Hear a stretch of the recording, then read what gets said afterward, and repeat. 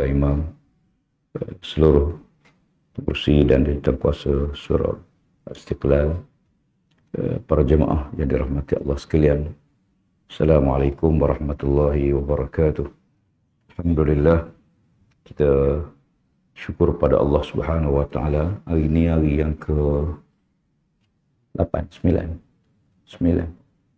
ke 8. Ada yang dah 9 hari dah. 8 hari Ramadan, insya-Allah sekejap je seminggu, ya. Dan begitulah masa berjalan. Allah Subhanahu wa taala menjadikan kehidupan muslim ini menjadi suatu ajaran yang merangkumi semua aspek hidup dan ada teras, ada asas yang menjadi tonggak utama, ya, dalam Islam. Ya. Kalau ibarat pokok ni dia ada akar tunjang.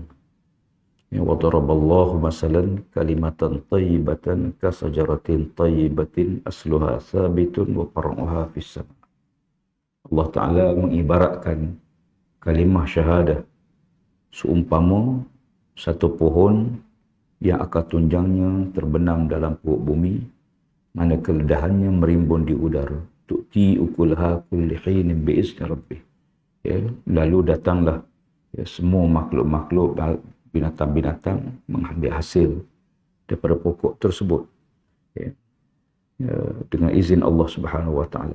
Jadi Allah Subhanahu wa taala menjadikan kita orang Islam ni satu umat yang kita umat Muhammad ni bukan umat yang awal, bahkan umat yang akhir. Ya, bila umat yang akhir, sepatutnya kita menjadi umat yang mengambil pengajaran di atas apa yang pernah berlaku kepada umat lampau.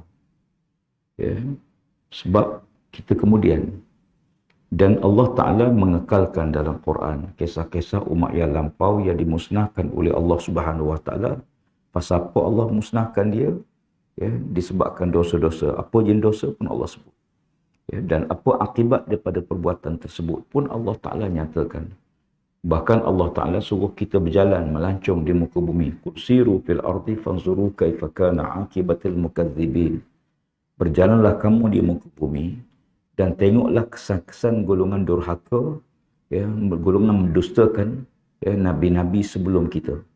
Allah Ta'ala suruh kita melancong, suruh kita pergi tengok, ya. Tengok apa dia? Tengok kesan golongan durhaka, supaya kita boleh ambil iktibar dengan perkara tersebut. Ya. Sebab Allah Ta'ala mengekalkan kesan golongan kaum durhaka ni sampai sekarang. Kita pergi ke Mesir, kita akan jumpa piramid. Tapi ramai orang kita tengok piramid tu, tengok dengan penuh bangga. Padahal Allah Ta'ala suruh pergi tengok dalam bagaimana Allah kekalkan kehancuran dia, satu kerajaan musnah semua sekali, walaupun dia hebat, dia kuat satu masa. Fir'aun nazil autad. Fir'aun ni punya pasak bala tentera yang hebat. Ya. Dan Allah musnahkan dia. Demikian juga kita pergi ke Jordan, ada laut mati. Allah kekalkan lautan tersebut untuk ambil iktibar. Bukan pergi berseronok-seronok. Nabi larang, jangan kamu pergi seronok, tempat Allah timpakan bala. Ni siap pergi berseronok-seronok, berkelah pula tu di laut mati. Ya. Jangan pergi seronok-seronok. Bahkan Nabi larang, jangan ambil airnya untuk makan dan minum. Kalau kamu uli gandum dengan air tersebut, buang dengan gandum-gandum tu sekali, kata Rasul. Ya, sebab tempat tu tempat dilaknat oleh Allah Subhanahu Wa Taala. Ya, bukan pergi dengan seronok gembira, pergi ambil iktibar. Fa'tabiru ya ulil absar. Ya, ambil iktibarlah orang yang ada akal. Tengok dengan mengambil iktibar. Ya, ada satu kisah yang agak menarik, ya, yang pernah saya sebut beberapa tempat. Kisah ini berlaku di zaman Sayyidina Abu Bakar As-Siddiq radhiyallahu anhu. Abu Bakar As-Siddiq radhiyallahu anhu bila dia naik jadi khalifah, dia berdepan dengan macam-macam kumpulan. Dan Nabi SAW telah pun membayangkan perkara tersebut dalam khutbah terakhir Nabi. Ya, waktu mengerjakan haji. Sebut Hajjatul Wada', haji perpisahan Nabi SAW. Nabi berdiri di tepi Jabal Rahmah.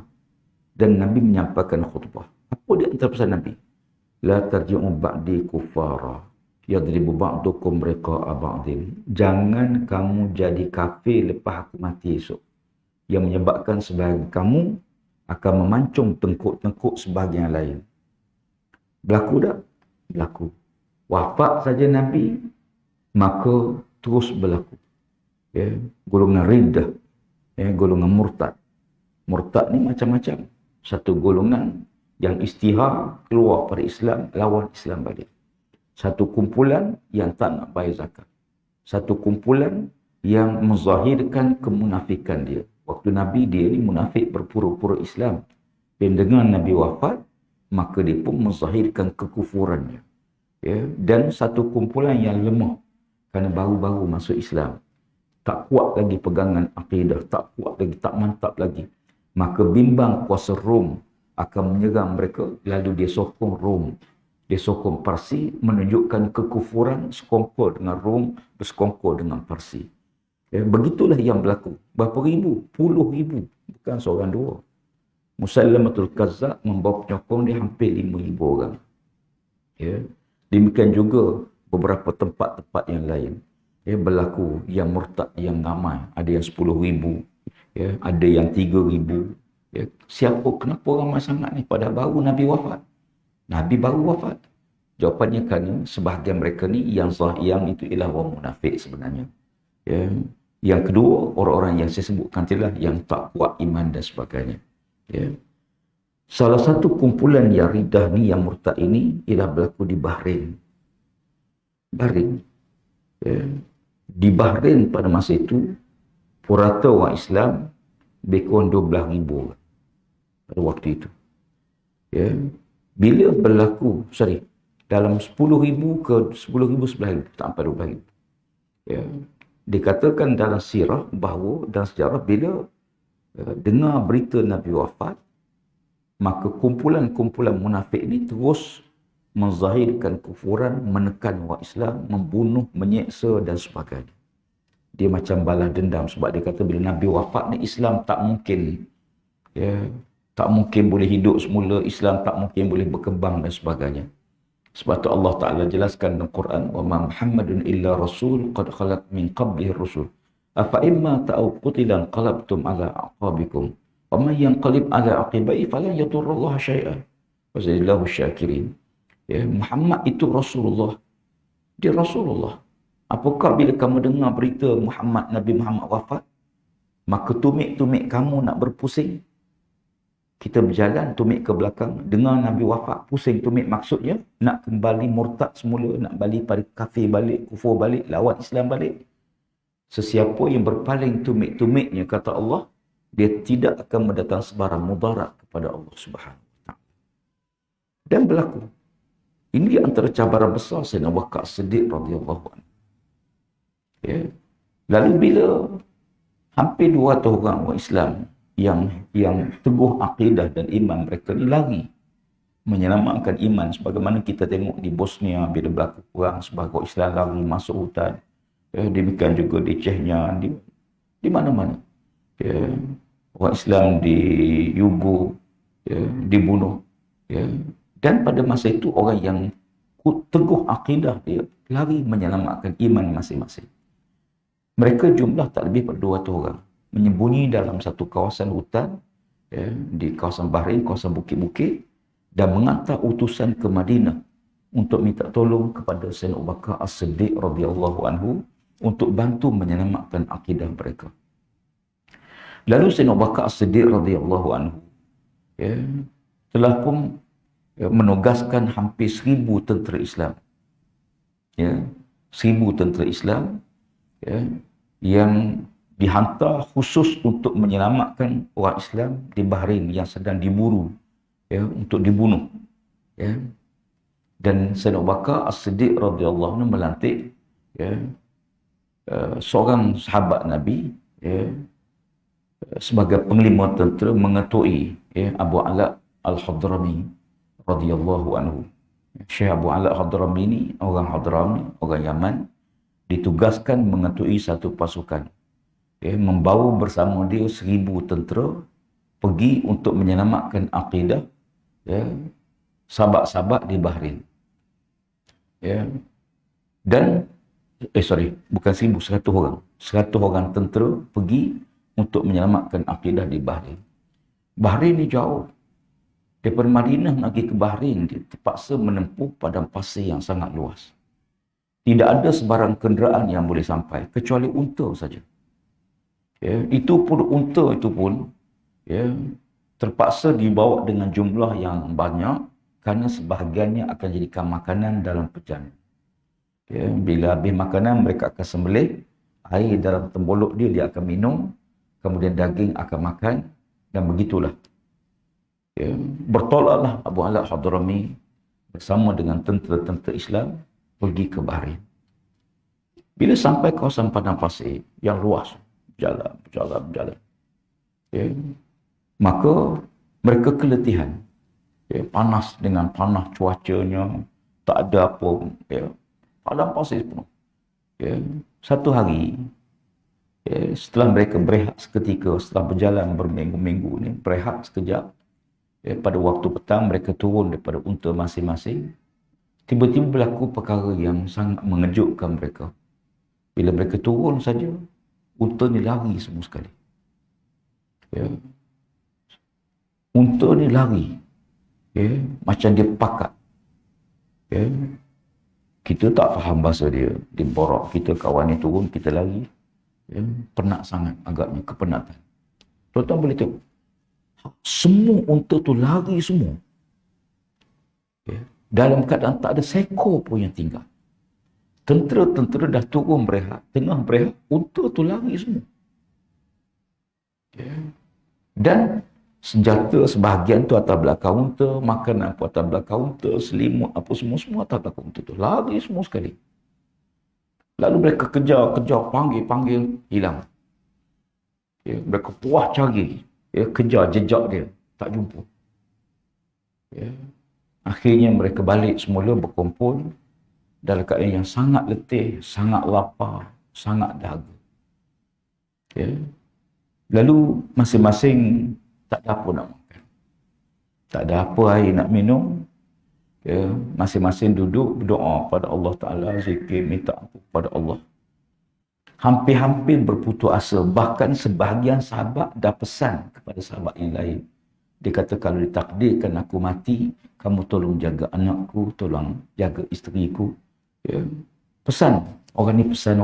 Saling berpesan. Tak tahu siapa yang sampai ajal dulu. Ya. Ini padang pasir bila tak ada air memang kritikal. Malam itu mereka tidur dalam kelaparan. Bangun pagi, bangun tayamum, sembahyang tahajud. Lalu Syekh Abu Ala Al-Hadrami menyuruh tentera Islam berzikir dengan satu zikir. Ya. Ya. Zikir dengan satu zikir saja. Ya, zikir ni boleh macam-macam, tapi dia usul zikir. Ya. Apa zikir dia? Ya Arhamar Rahimin, Ya Hakim, Ya Karim, Ya Ahad, Ya Samad, Ya Hayyu Ya Qayyum, Ya Zal Jalali wal Ikram, La ilaha illa anta, Ya Rabbana. Itu zikir. Ya, nama-nama Asma'ul Husna, nama Allah. Ya Arhamar Rahimin, Ya Hakim, Ya Karim, Ya Ahad, Ya Samad, Ya Hayyu Ya Qayyum, Ya Zal Jalali wal Ikram, La ilaha illa anta, Ya Rabbana. Okay. Mereka berzikir, habis waktu masuk waktu subuh, mereka semayang sunat, kemudian mereka semayang subuh, lepas semayang subuh mereka terus munajat dengan zikir itu. Ya, berzikir lagi, matahari makin tinggi, makin panas. Tiba-tiba berlakulah satu perkara yang sangat luar biasa. Ya, dipanggil berlakulah karamah Syekh Abu Ala Hadrami. Apa karamah dia? Tiba-tiba saja mancuk air keluar. Ya, daripada bumi yang kering kontang tu, keluar mata air. Ya, bila keluar mata air, mereka tengok air itu keluar daripada perut bumi. Ya. Lalu mereka tengok tu masing-masing menangis sujud syukur pada Allah Subhanahu Wa Taala. Ambil air itu minum, masing-masing minum semua. Lepas minum, basuh muka semua, air itu terus keluar.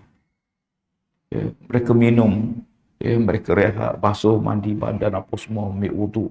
Air itu terus keluar. Terus keluar. Tiba-tiba berlakulah benda yang pelik. Yang kedua, unta yang lari petang semalam, balik semua dah. Semua sekali. Tidak ada seekor pun yang hilang. Lebih mengejutkan mereka, semua barang di atas belakang unta tu, satu pun tak jatuh. Padahal tak ada siapa jaga pun. Tak ada satu pun jatuh. Ya. Bila unta tu balik, lalu mereka beri minum unta tu. Unta tu minum sepuasnya, mereka isikan semua bekal-bekal mereka, bekal-bekal air. Ya. Kemudian ambil. Ya. Setelah puaslah ambil bekal air mandi, apa semua, beri minum unta, apa semua sepuasnya, mereka sambung perjalanan. Sampai di Bahrain berlaku peperangan. Ya, bertembung dengan 10,000, ya, 1,000 tentera, 1,000 tentera Abu al-Hadrami lawan 10,000 tentera yang menentang Islam, sebagai murtad. Ya. Perang, alhamdulillah, Allah Ta'ala bagi kemenangan kepada 1,000 tentera Islam. 1,000 lawan 10,000 boleh menang. Kam min fi'atin qalilatin ghalabat fi'atan katsiratan biiznillah. Berapa banyak kumpulan kecil boleh mengalahkan kumpulan yang besar dengan izin Allah. Ya. Maka alhamdulillah perang-perang menang. Ketua riddah, ketua yang murtad, ya, bila tentera dia tengok kalah satu ketumbukan dia kalah, lalu dia pun lari ke tepi sungai, ke tepi pantai, naik perahu, lari ke satu pulau yang kecil di Bahrain itu depan, tak ada satu pulau, dia lari ke pulau tersebut. Syekh Abu al-Hadrami kejar, tengok laut. Ya, tak sempat. Ya, perahu tu dah pun pergi sampai tengah laut. Tentera Abu al-Hadrami tengok laut. Ya. Tiba-tiba kata Syekh Abu al-Hadrami, mari kita duduk di atas lutut masing-masing menghadap kiblat dan marilah kita munajat pada Allah Ta'ala. Lalu mereka pun duduk, mereka menghadap kiblat, berzikir. Ya Arhamar Rahimin, Ya Hakim, Ya Karim, Ya Ahad, Ya Samad, Ya Hayyu, Ya Qayyum, Ya Zal Jalali wal Ikram, La ilaha illa Anta Ya Rabbana. Mereka berzikir lagi, zikir lagi. Setelah sampai, tiba-tiba kata Al-Rahmi, sekarang naik unta masing-masing. Bismillahi amantu billah wa tawakkaltu ala Allah wa la hawla wa la quwwata illa billahil aliyil azim. Allahu Akbar, dia terus jalan. Berlakulah karamah yang kedua. Unta tadi berjalan atas air.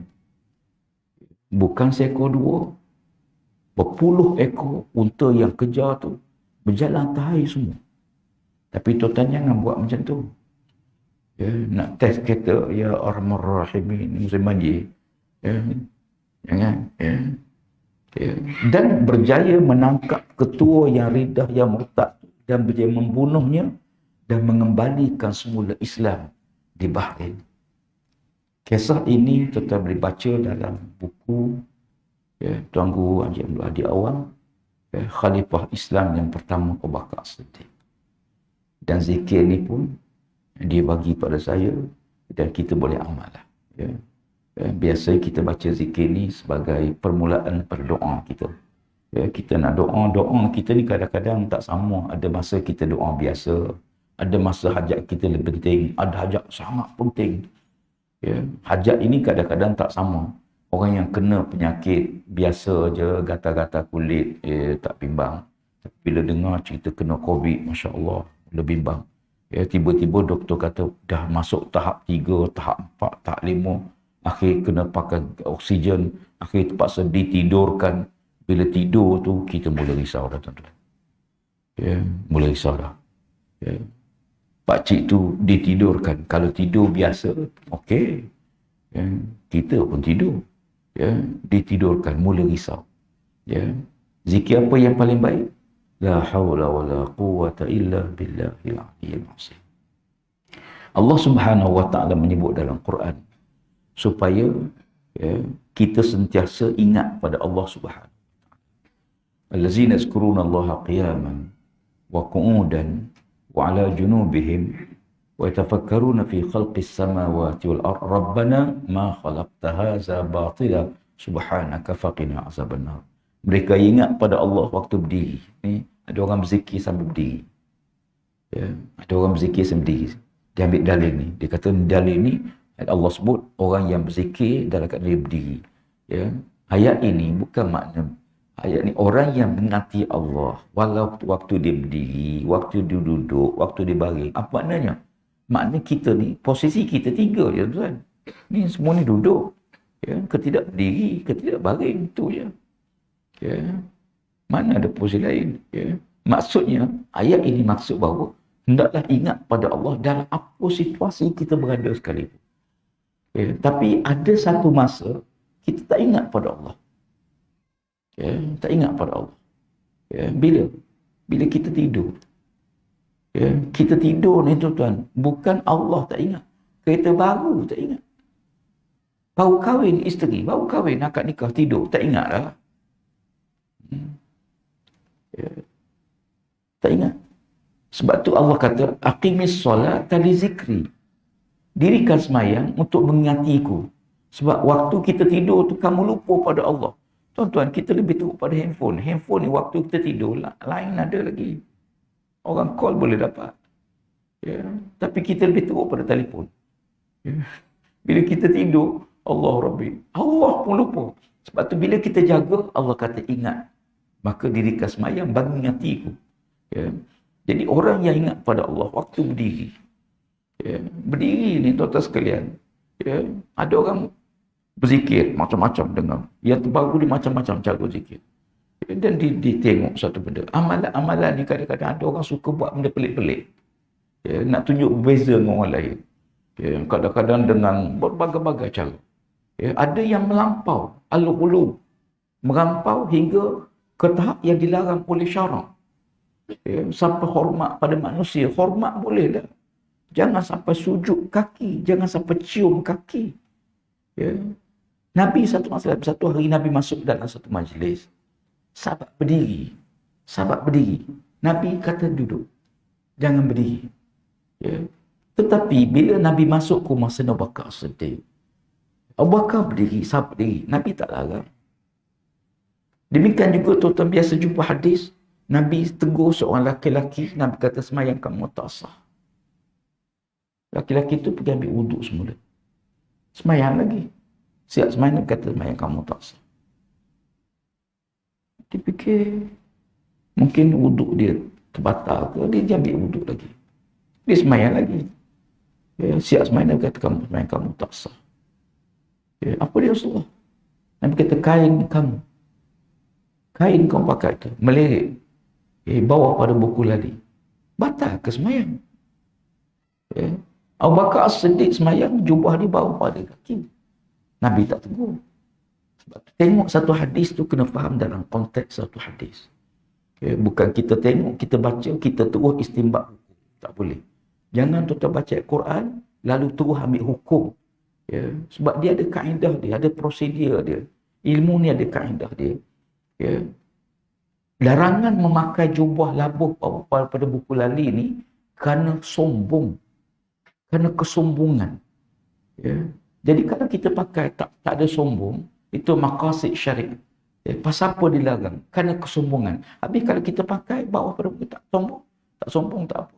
Ini tradisi setengah-setengah masyarakat ni. Dia suka melerik-lerikkan baju tanda dia kaya.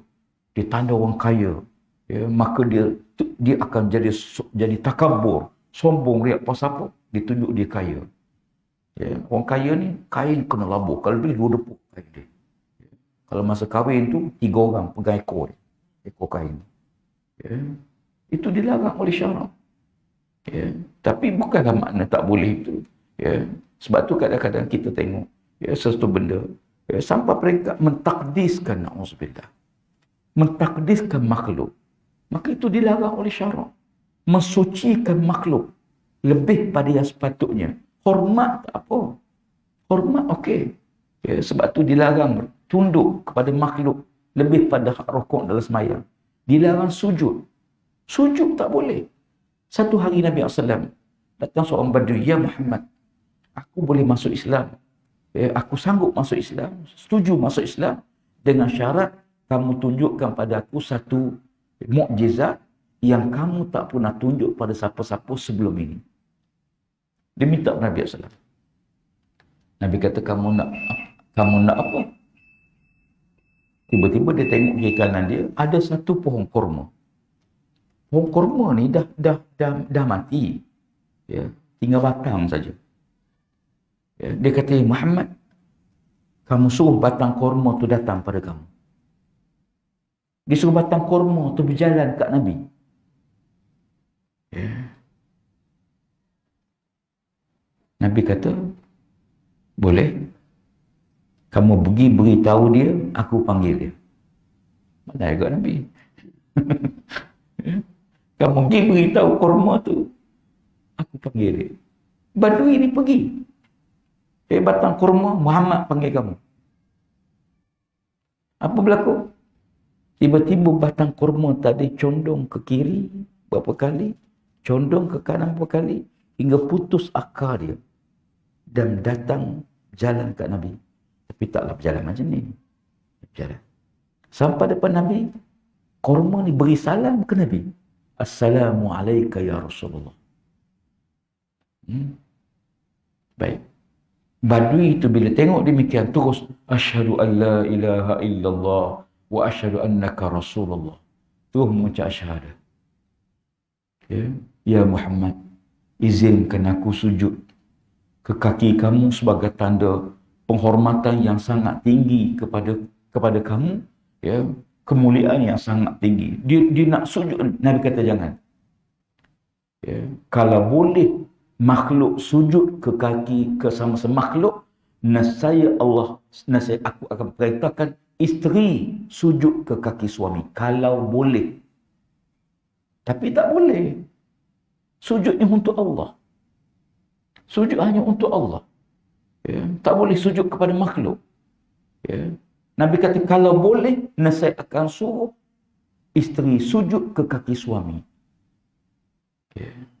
Ini ada orang kadang-kadang dia minta maaf, minta maaf lah, minta maaf. Cium kaki aku. Kaki dia lalat hinggap pun pening. Tak boleh. Ya. Adapun perintah Allah, usjudu li Adam, fasajadu illa iblis. Allah Ta'ala perintah malaikat sujud pada Adam. Bukan sujud semayang macam kita ni. Sujud tu mana? Tunduk hormat. Hormatilah kamu pada Adam.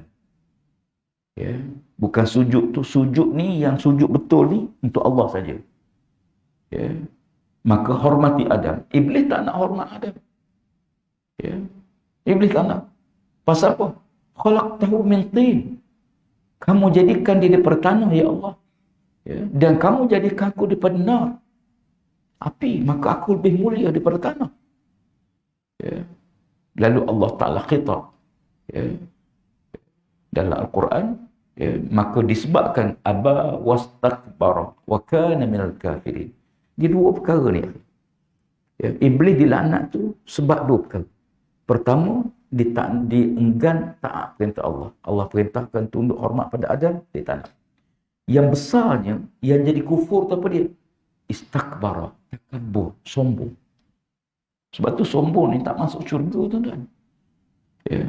Orang yang takabur tidak akan mencium bau syurga. Ya. Cukuplah kata Nabi, seseorang tu, na'udzubillah, dihumban ke neraka bila dia suka, dia bangga bila jari-jari manusia menunjuk-nunjuk pada dia. Orang tunjuk, betul sampai tu. Tu menteri tu, alam sekitar jaga. Orang tu. Kalau lawan dia tak bagi air, lawan dia mari air banyak-banyak, banjir. Kita murah. Nabi kata cukuplah dengan rasa sombong gitu. Ya. Sebab tu kesombongan ni, dosa pertama makhluk sombong pada Allah Subhanahu Wa Taala. Ya. Sebab tu orang yang sujud pada Allah ni ialah orang yang benar-benar meletak diri kita rendah. Ya. Tuan-tuan sekalian, dahi ni, kepala kita ni, makhluk Tuhan buat tubuh manusia ni, dia special. Ya. Dia unik. Kepala atas sekali, bawah perut, bawah lagi nak kemaluan. kaki. Bila kita berjalan, kepala kita atas. Binatang tak? Parah, kepala dia dengan perut dia sama aras. Dengan kemaluan dia sama aras. Ya. Patutlah kalau dia bangun pagi, fikir perut dia. Ya. Celik mata, fikir kemaluan dia. Ayam celik mata, makan tak lagi, kejar dulu. Ya. Jadi, manusia tak? Manusia bangun pagi, mari rumah Allah dulu. Sebelum kita pergi pejabat, sebelum kita pergi kedai, sebelum kita pergi tempat kerja, mari rumah Allah. Jadi tetamu Allah dulu sebelum jadi tetamu makhluk Allah. Ya. Jadi oleh kerana itu sahabat-sahabat sekalian, ya, bila berlaku ya, pendurakaan ya, manusia kepada Allah Subhanahu Wa Taala, ya, na'udzubillah, merengkahkan ada 4 perkara. Pertama, bila seseorang itu melakukan dosa pada Allah, dia akan rasa bersalah. Rasa bersalah, rasa menyesal, rasa takut, rasa bimbang. Okay. Kali pertama dia buat satu dosa besar lah. Dan dosa kecil ni kadang-kadang kita tak rasa pun, tak sedar pun kita berdosa yang kecil ni. Tapi dosa yang sangat besar, sekali dia buat, dia mesti rasa bersalah, rasa menyesal. Astagfirullahalazim, dia minta ampun pada Allah, kadang menangis-nangis. Baik. Tapi ingat, dosa ni kalau diulang lagi berapa kali, dia akan naik tahap yang kedua. Dia tak rasa bersalah, dia tak rasa berdosa, dia tak rasa menyesal. Ya, dia tak rasa menyesal. Kali pertama terlambat semayang, menangis-nangis. Tapi lama tak semayang, tak rasa apa-apa. Ya. Kali pertama pegang tangan perempuan, astagfirullahalazim, minta ampun pada Allah Ta'ala. Tapi kalau dia buat lagi lama-lama, tak ada rasa apa. Ya. Sama juga dedak aurat. Bila tiap-tiap hari buat, dia tak rasa bersalah, tak rasa berdosa. Ya. Dia akan naik tahap ketiga, na'udzubillah. Tahap ketiga apa dia? Dia buat maksiat pada Allah, dia rasa bangga dengan maksiat yang dia buat. Berapa ramai bangga minum arak, bangga boleh minum arak. Berjudi, bangga boleh berjudi. Pegang perempuan, cium perempuan, bangga. Ada orang bangga boleh berzina, bangga boleh berzina. Ya, cerita dalam media sosial, saya dah tidur dengan 500 wanita. Masya Allah. Ya, buat maksiat, bangga dengan maksiat yang dia buat. Ya, na'udzubillah, dia akan naik, minta lindung pada Allah. Di sini, dia 2 cabang. Kalau dia nak baik, dia patah balik bertobat pada Allah. Atau dia terus melakukan maksiat dan diiringi dengan perkara yang membatalkan akidah dia. Ambil contoh mudah lah. Orang berjudi. Mula-mula pergi berjudi biasa.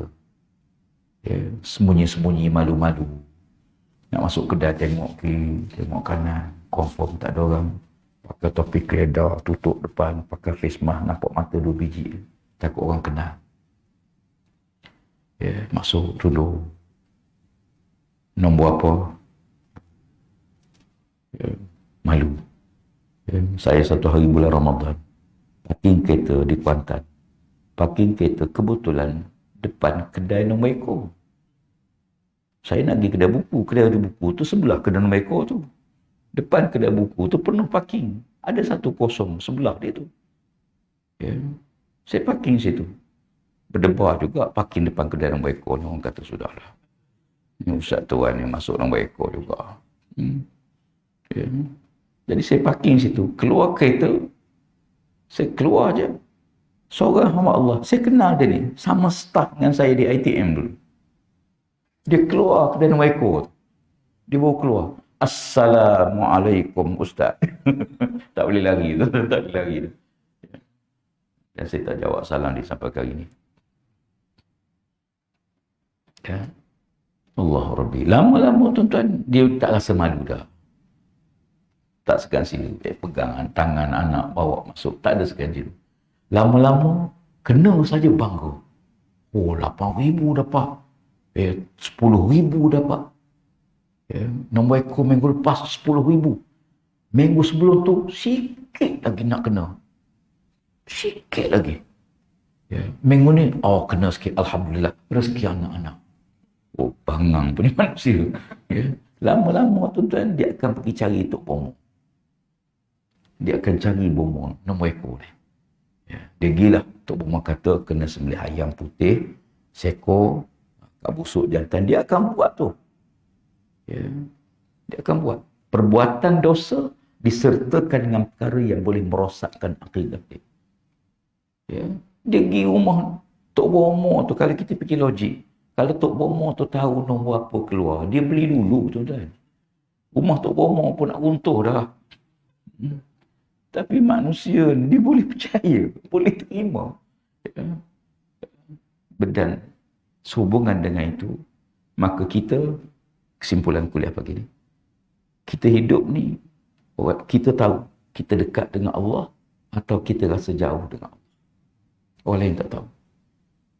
Kalau kita rasa jauh dengan Allah, buatlah sesuatu. Minta ampun ke, istighfar ke, biasa dosa lah. Jauh ni kan dosa je. Kita jauh dengan Allah, kita rasa dosa. Kalau kita rasa dekat dengan Allah, kita rasa lazat ibadah. Semayang rasa seronok. Ibadah kita rasa seronok. Rasa dekat dengan Tuhan. Ada masa-masa kita rasa jauh dengan Tuhan. Khalifah Harun al-Rashid, satu malam dia rasa jauh dengan Allah. Ya, dia rasa jauh sangat dengan Tuhan. Dia kata macam mana, pasal apa tak tahu. Dia panggil pegawai dia, menteri seorang. Dia kata, ikut aku sekali. Ikut aku malam ni. Nak ke mana? Aku nak pergi rumah Fudail. Fudail bin Iyad. Fudail ni seorang hamba Allah, qadi besar zaman dia. Ulama yang sangat takut pada Allah. Asal ketua perompak, tuan-tuan. Fudail ni asal ketua penyamun. Ketua gangster. Berubah jadi seorang wali Allah, seorang ulama yang sangat hebat dan sangat hebat. Dia mulia. Harun Rashid datang. Dia nampak lampu cerah malam tu. Fudail tengok, ni lampu khalifah. Khalifah lampu lain tu tuan. Kalau kejap hidup, kejap padam, tu lampu kita lah. Ni cerah, ini lampu khalifah. Apa yang buat? Dia padam lampu dalam rumah dia. Dia tunggu khalifah depan pintu. Khalifah sampai. Assalamualaikum, bersalam. Jawab salam. Ulur tangan, bersalam. Bila Fudail pegang tangan khalifah, rasa lembut tangan khalifah. Malulah, khalifah tak cak sawit, tak motong getah, tak buat kerja-kerja kasar. Ya, lembut tangan khalifah. Saya kadang-kadang bersalam orang kampung, ya Allah, penuh bergotu tangan dia. Pasal apa? Kerja kasar dia buat. Ya. Apa kata Fudail? Dia rasa lembut tangan khalifah, dia kata, alangkah baiknya kalau tangan yang lembut ini tidak dihumban ke neraka oleh Allah di akhirat nanti. Alangkah baiknya kalau tangan yang lembut ini tidak dihumban ke neraka oleh Allah Ta'ala di akhirat nanti. Masya Allah. Menangis tu Harun al-Rashid. Terus menangis. Kata-kata tu terus menangis. Menangis. Menteri pengirim kata apa dia? Hei Fudail, sepatut kamu gembirakan hati khalifah, bukan menyebabkan khalifah bersedih. Okay. Fudail bin Iyad tanya Harun al-Rashid, hei Harun, siapa dia ni? Siapa ni? Kata Rashid, dia menteri pengirimku. Kata Fudail, hei Harun, berhati-hati kamu dengan menteri macam ini. Dia mungkin menyenangkan hati kamu dunia, tapi dia tak boleh tolong kamu nanti di akhirat. Ya, jenis mengampu, dia nak tengok benda baik, puji, mengampulah. Puji tak apa, mengampu. Puji ni biasalah, puji ibarat kereta, pancit tayar, jet sikit untuk buang tayar, okey. Tapi ni jet sampai terbalik kereta. Kan dia, tuan-tuan. Masuk dalam rumah Harun, rumah Fudail, rumah tu gelap. Fudail, kenapa rumah kamu gelap? Kamu tak ada duit ke? Tak. Wahai Harun, ya, aku tengok rumah kamu sentiasa cerah. Siang hari cerah dengan cahaya matahari, malam hari cerah dengan lampu-lampu yang banyak. Aku bimbang kamu lupa waktu gelap dalam kubur nanti. Aku padam lampu pelita ni kerana aku bimbang kamu lupa waktu gelap kamu dalam kubur nanti. Ya, maka itu aku padam. Harun Rashid terus menangis. Lalu kata dia pada menterinya, marilah kita balik. Telah sampai maksud bahawa aku rasa dekat dengan Allah Ta'ala dengan nasihat Fudail bin Iyad. Ya. Jadi sahabat-sahabat sekalian, bila kita rasa jauh dengan Allah, minta ampun, istighfar, buatlah satu perkara yang menyebabkan kita rasa dekat balik dengan Allah. Dan doa supaya Allah jangan biarkan kita walaupun sekejap. Kalau Allah biar kita ni habis, tuan-tuan. Ya, minta Allah jaga kita. Yang kedua, ya, dalam hidup kita ni, umur kita tak sama, tuan-tuan. Tak apa, itu urusan Allah, bukan urusan kita. Ya. Dah 50 ke 100, 200, 300 tahun pun tak penting. Kata Sayyidina Ali, aku tak peduli langsung berapa umur orang tu. Aku tak peduli langsung berapa umur orang tu. 100 tahun ke 200 tahun ke 1000 ke. Pasal apa? Kerana akhir mati. Ya, kerana akhirnya mati. Ya. Maka yang penting bukan panjang pendek umur, apa yang kita buat dengan umur yang kita ada. Ya, tuan-tuan buatlah bakti. Bila kita mati, biar pahala kita tak mati dengan matinya kita. Ya, ada orang mari minta derma nak buat. Ya, sekolah ke, tahfiz ke, masjid ke, apa ke. Bagilah. Ada orang kadang-kadang nak pacak tiang telefon dalam tanah kita. Bagilah. Pahala free, tuan-tuan. Ya, pahala free. Ya, saya satu hari tu kebetulan rumah saya tu, saya buat beli tanah tu, buat pagar sikit. Buat rumah. Adalah sihat satu tiang telekom tepi pagar tu. Ya, mula-mula saya buat rumah dekat jengka. Satu hari tu bising. Saya keluar tengok pegawai TMB datang. Pegawai Telkom datang. Dia kata, apa hal ni? Dia kata, Ustaz, kami ni nak alih tiang telefon ni, tiang telefon dalam pagar tanah. Ustaz ni nak alih keluar. Dia kata, biarlah situ. Ya, tak takut ganggu Ustaz lah. Tak. Dia tak menangis pun malam-malam. Ya, tak bunyi pun. Tak payah berbaja pun. Tak sirai. Biarlah situ. Tak apa Ustaz. Tak apa. Ya, bukan kena berbaja. Biarlah. Ya, saya fikir kalau saya alih keluar, saya rugi pahala. Rugi. Tak pasal-pasal pahala free. Setiap saat orang guna telefon kita dapat pahala. Ada tanah kita orang nak guna untuk berjalan. Bagi dia akhir. Jangan berkira sangat sedepur dua ni. Ya. Kalau ambil banyak tu, bayarlah pampasan. Ya. Tapi bukan makna jangan tak bagi. Berilah. Pasal apa? Kalau kita tahu apa yang Allah sediakan kepada kita dengan sedekah yang kita bagi, nasi orang tu akan sedekah semua sekali. Kalau kita nampak pahala. Makcik nak pergi jual kuih bazar Ramadan ni, tak jadi jual. Sedekah Ustaz. Pahala banyak. Kalau nampak pahala, nasib baik tak nampak. Tak nampak jual. Tak apa jual, tak apa. Orang buka puasa dengan kuih yang kita jual. Masya Allah. Ya. Orang buka puasa dengan kuih yang kita jual. Ya. Masuk waktu, buka puasa dengan kuih yang kita jual. Besar sangat pahala dia, insyaAllah. Ya. Dan akhir sekali, ya, marilah sama-sama kita memperbaiki baki-baki kita dah habis minggu Ramadan, minggu-minggu kedua tadi. Ya, mudah-mudahan baki-baki puasa kita ni diberkati Allah Subhanahu wa taala dan segala terhadap pagi ni. InsyaAllah sikit pagi ni. Qul qawli hadza astaghfirullahalazim li wa lakum. Wassalamualaikum warahmatullahi wabarakatuh. A'udzubillahi minasyaitonir rajim. Bismillahirrahmanirrahim. Alhamdulillahirabbil alamin wassalatu wassalamu ala asyrafil anbiya'i wal mursalin wa ala alihi wa sahbihi ajma'in. Allahumma zidna wa la tanqusna wa akrimna wa la tuhinna warḍana warḍa'na ya arhamar rahimin. Rabbana iftah bainana wa bain qawmina bil haqq wa anta khairul fatihin. Wa sallallahu ala sayyidina Muhammad wa ala alihi wa sahbihi ajma'in walhamdulillahi rabbil alamin. Qabbalallahu